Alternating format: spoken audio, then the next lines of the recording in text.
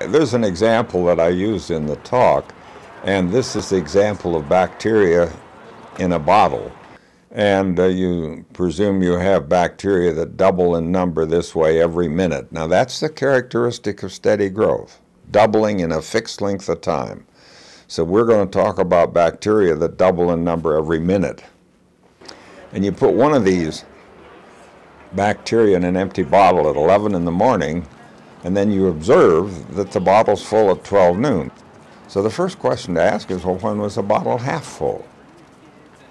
And the answer is 1 minute before 12, because they double in number every minute.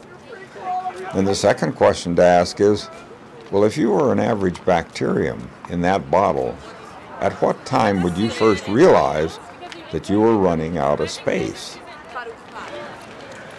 Well, 1 or 2 minutes before 12 if you're really observing. And now the third question to ask is, well, suppose some of the bacteria realize that they're running out of space, so they launch a great search for new bottles, and they find 3 new bottles.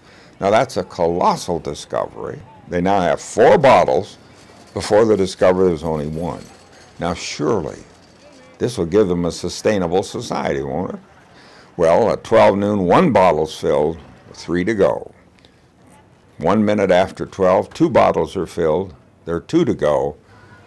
And at 2 minutes after 12, all 4 are filled, and that's the end of the line. No lemonade, no Fountain Mountain Dew, and no large. And that's all the arithmetic you need to be able to evaluate these really unbelievable statements that you have from people in high places who say we'll discover new resources that all that we need to meet the requirements